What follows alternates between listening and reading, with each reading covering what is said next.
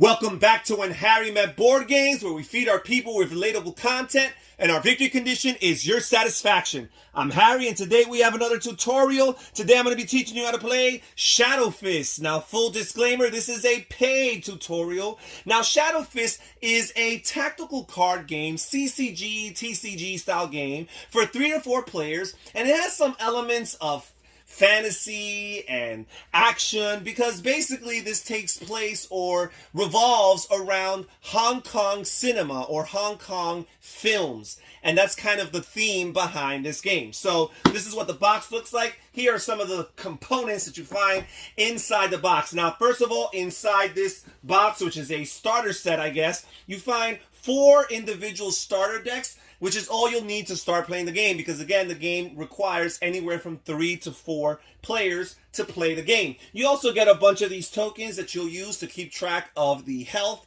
of particular characters and also sites, a different type of card that I will elaborate on shortly. You have these blue tokens here that you'll use to place to represent your power, which is a currency of sorts, your mana, if you will, that you'll be using and generating in order to play cards and activate different powers. So basically, each player has this starting deck, and there are some rules as far as deck construction is concerned. Like I mentioned, this is a CCG style game where players can buy additional content to do some deck building and have some fun that way. Now, one rule in particular is that you can have no more than 5 copies of any card. That's pretty generous.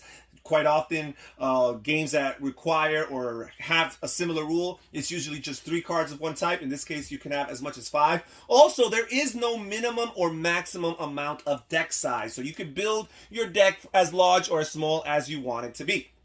Now, players are each going to get their starting decks, and again, if they want to flirt with a little bit of deck construction, they can do so. And at the beginning of the game, you're obviously going to shuffle your deck, and you're going to draw 6 cards to start the game. That is your starting game hand size, and that's kind of what you're going to be drawing up to throughout the game to always make sure you have 6 cards. Each player is also going to start with one of these power tokens, and again, power is a resource that you're going to be using in order to activate and play cards, because cards are going to have a particular price, a cost, and power is one of the currencies that you're going to need in order to play these cards. So that's how you start the game. You shuffle the cards, draw 6 cards, and have 1 power. Now, I do want to explain a little bit about certain things that go on in the game. First of all, some particular terminology that you want to look out for. The player area in this game is referred to as the site structure. So whenever you hear the words site structure, that is referring to the play area of a given player.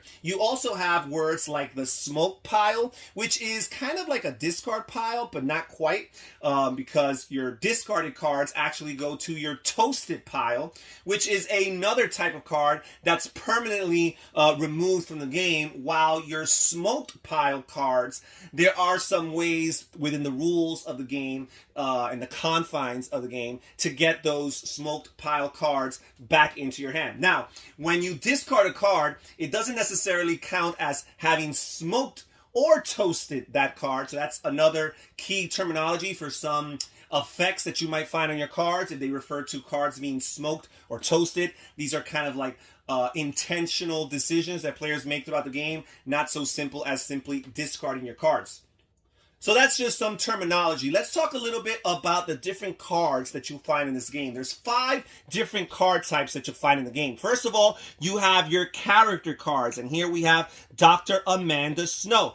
And the character cards are the heart of the game. They're the bread of the butter of the game. These are the cards that you're going to be using to attack other players, their characters, their sites, their locations. These are also the cards you're going to be using to defend players from all of that. And also, the character cards in this game actually serve as a source to generate currency, if you will, and I'll explain that more shortly. We also have these stake cards, and the stake cards, they can be played on other cards, so you play them on your cards or perhaps an opponent's cards, and they remain in play until those cards are removed from play, and they alter or affect those cards in different ways. Now, very important, stake cards are always controlled by the player who played the stake card, not necessarily the player who owns the card on top of which it was played. So we have the stake cards. We also have these edge cards.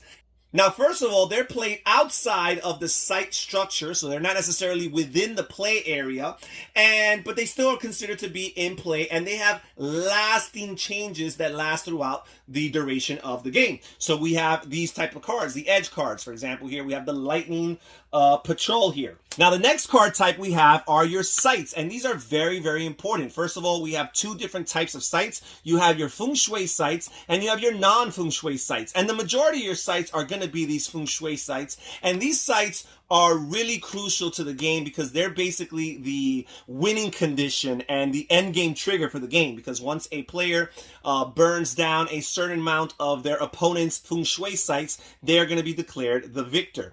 So that's very, very important to keep in mind. Now, these cards also determine how the site structure of a player is divided, because the site structure is going to be divided among multiple locations. And once you have a site card down in your player area or in your site structure, that location, that site will count as a location which your player, your character, can be in. You also can place a second site, and that still falls within one location. You place it in the same column right behind the previously placed site, and that's one location. A location cannot have any more than two sites. So once you continue placing down other locations, you're going to have to create, or other sites, I should say, you're going to create additional locations for your characters to maneuver through. And that's something you're going to have to keep in mind. Your characters can only be in one location at a time. So that's going to be very important for your tactical decisions as far as combat and things of that nature. So again, you got these two different site cards, and I'll explain the anatomy of the cards shortly. And finally, the last type of card you have in this game are the event cards. And the event cards immediately, they go into the smoke pile, they're discarded, and there are one-time triggers. They're actions that are triggered one time, right then and right there. Now let's talk a little bit about the anatomy of the card. So first of all the cards, you'll see the name of the card on the top. You'll see in the center, lower center here, you'll see a text box, which will tell you the type of card you're playing. And it'll also have some block of text, which will give you an indication of what the card does, the actions, the benefits, or effects that those cards grant the player who activate them. Now on the lower left-hand corner, you will see a cost. This is where you'll find the cost that a player must pay in order to play this card into their site structure or their player area. As you'll see, the feng shui sites, they do not have a cost on the lower left hand corner, and I'll explain why shortly.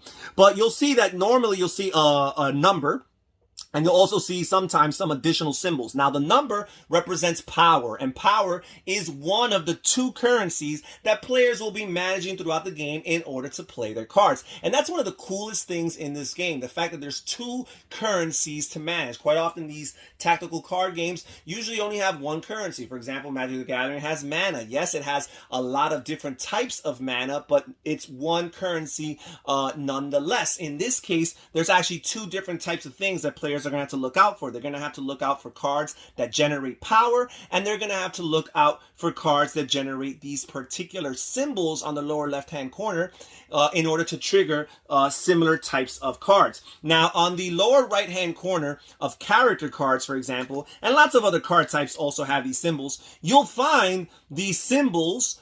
These are factions and talents that players are going to have to gather up in order to pay for different cards. So as long as they have those symbols represented in their player area, and as long as they've generated the power, which again is represented by the number, the numerical value here, as long as they have all that, then they have what it takes in order to pay for that card. These are inexhaustible symbols here that are always available for players from turn to turn.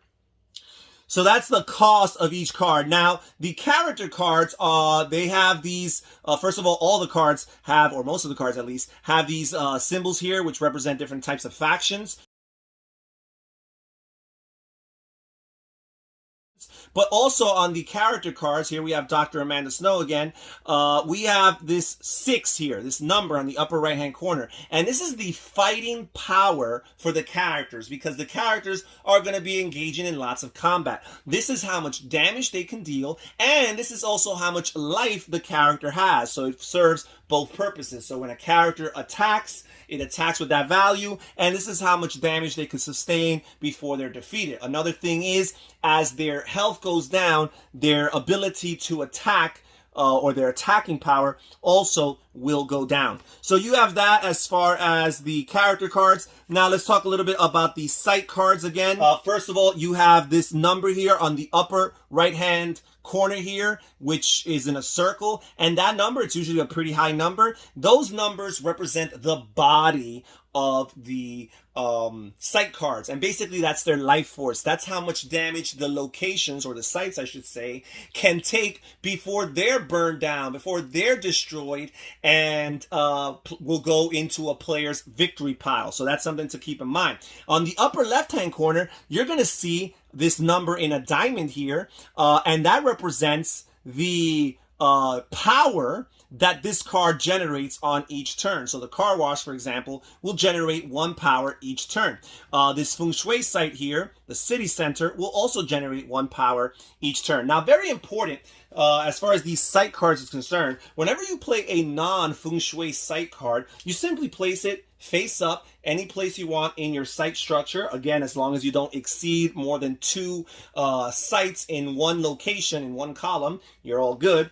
But the feng shui sites, they actually go in face down until they either incur damage or until the controller voluntarily chooses to reveal that site.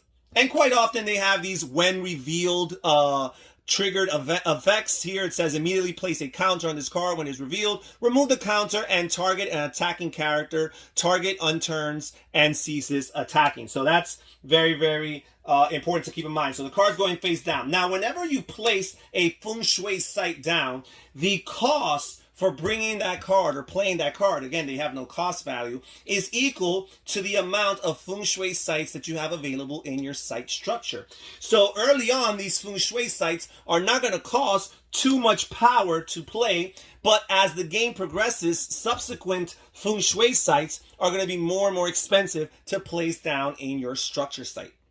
Now, by default, every face-down feng shui site that's in your player area, that's in your site structure, is going to generate 1 power for you. Now, I mentioned earlier that characters can only occupy 1 location at a time, and whenever you play a character down, you're going to place them in one of the locations you control. If you do not control any locations, then all the characters in your site structure or in your player area are considered to be in the same undefined site or location. Now, another key term to keep in mind is the turn or turning keyword, which is basically the rotating of the card in 90 degrees in order to indicate that you've activated that card. Very similar to Magic the Gathering, the tap mechanism, right? So here we turn the cards 90 degrees and indicate that that card's being used. And you would use this to indicate that you're actually attacking with a card, or perhaps triggering an effect that's listed or printed on the card. You can also turn your card to heal all its damage. So that's a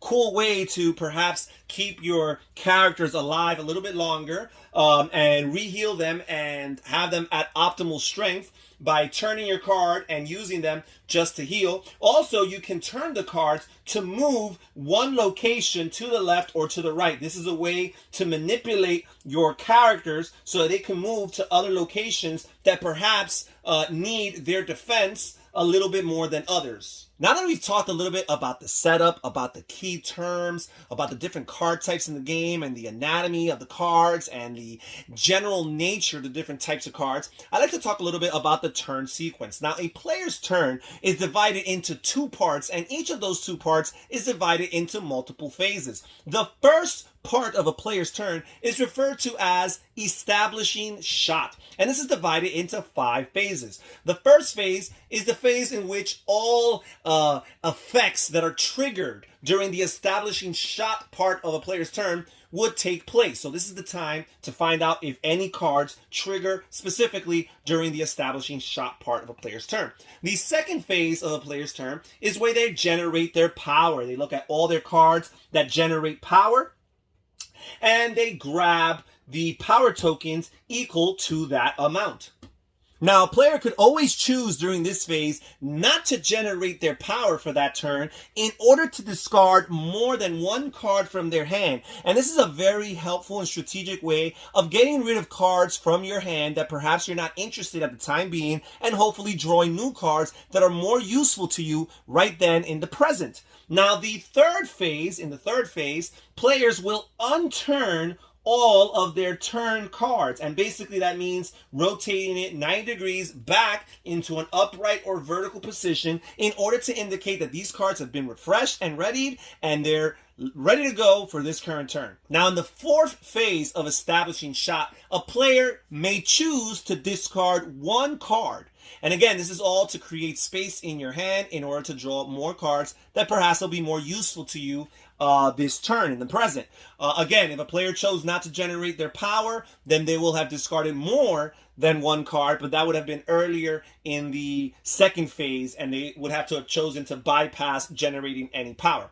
Now, finally, in the fifth and final phase of establishing shot, players draw back cards equal to their hand size, and again, their hand size is 6. So all of this is the establishing shot. You're just getting ready, setting yourself up for the second part of a player's turn, which is referred to as the main shot. And the main shot is basically divided into 3 phases. The first thing you do during the main shot is the active player starts a new scene, and that's the terminology that they use for a round of combat. Again, remember, this game thematically revolves around Hong Kong cinema, so you're just creating a new scene, a new opportunity for battle. So during this phase, you're playing different cards and activating different effects. You're adding characters and states, and you're playing edges, and you're adding sites to your locations. You're doing all this to set yourself up for the second phase of the main shot, which is where you declare an attack on one of your opponents.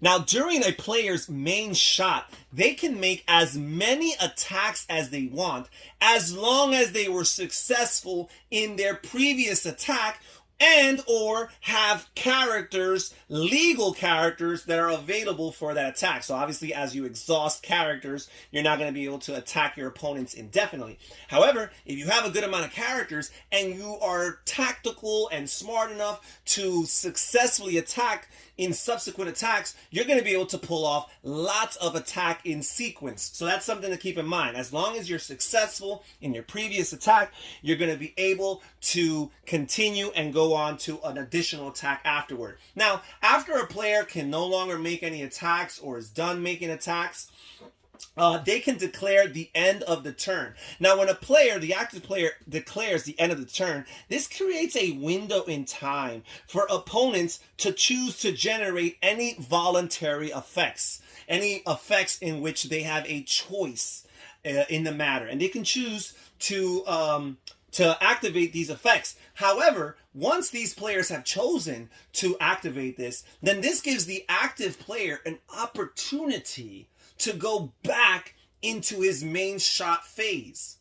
So as long as players choose to, again, it's voluntary, choose to generate any of these voluntary effects, then again, it grants the main player an additional opportunity to go back and attack. So this is a way to work around defeat. So just in case, again, you can attack as many times as you want until you're defeated. So once you're defeated, you're basically forced to end your turn. However, if your opponent or one of your opponents, because again, this is a 3 or 4 player game, if one of them chooses to trigger one of these voluntary effects, then that grants you an opportunity to go back into your main shot phase and trigger or activate an attack with some of the other characters you had that you did not get to attack previously with, because again, your turn was ended because you failed at an attack. So I think it's really, really cool that this kind of grants you an additional opportunity, and it keeps your opponents on their toes as to whether or not they want to trigger those voluntary effects, because again, what's the point if it gives that active player a chance to get back into it? So you want to choose wisely when you do this. Now, we do this again until we create another end of your turn phase, when the player declares the end of their turn, either because they cannot take any other actions or because they failed with an attack. And again, players have the opportunity to try to trigger or choose to trigger some of these voluntary effects. So it's kind of like a cycle in that sense. And eventually you will get to the end of the active player's turn. And at that point, the final thing you do is you resolve any end of turn effects that the active player might have. Some of their cards, their estates, their characters might have effects that are particularly triggered at the end of a player's turn. And that's exactly when you trigger those effects, when the turn is actually over and no opponent chose to trigger any of those voluntary effects. And after the player is done with their turn, play will pass to the next player in turn order, and they'll carry out the same series of choices and actions. There are two parts of their turn divided into the establishing shot and the main shot. And this will continue going. Players are ultimately aiming to destroy or burn down the sites of their opponents, in particular their feng shui sites, because these are the sites that count towards the winning condition. If a player can destroy 5 feng shui sites and have them in their victory pile, that player is the winner. Also, if a player already has 4 feng shui sites in their victory pile and none of the other players around the table have a feng shui site in their site structures, then the player who has those 4 can choose to simply play down a feng shui site if they have it in their hand, and that 5th final feng shui site that's played will count towards their victory, and they will be the winner of the game. And that's pretty much how you play Shadowfist. First of all, I must say that from a thematic perspective, it feels pretty unique, pretty refreshing. I have heard and read other people say that they kind of get a Legend of the Five Rings vibe from this game. I personally am not familiar with Legend of the Five Rings, so I wouldn't be able to say so. But again, it feels different than some of the typical tactical card games I play. Lots of cool things that I appreciate. The artwork is nice. I appreciate the location system, where you have all these different places where your cards and your characters kind of have to maneuver through. I find that to be a really cool thing. I think it's really cool that players can just choose to tap their characters, pretty much not do anything with them that turn, and that's a way of healing them. I think that's a cool additional tactical option for players to have with their characters. Also, I really like the fact that there's 2 currencies. I mentioned that earlier in the video. You have your power currency, which is represented by numbers, and then you have these different resources that represent different talents and factions and these different symbols. And they're another currency that players have to look out for, because on the lower left-hand corner of these cards, you see a cost, and usually you see a number, but quite often you see some symbols, and sometimes multiple of these symbols. And if you cannot generate those symbols from the cards that are already in play, the cards that are already in your site structure, then you're not going to be able to play those cards. So I find it really cool that you have to navigate that. Sometimes you got to play a card, and perhaps it's not because of what that card can do for you, but perhaps it's because of the resource that that card can generate for you. So again, between the locations, the different ways the spatial element of this game, the tactical options that you have, the additional tactical options that you have with the characters, from rotating them not only to attack or defend, but to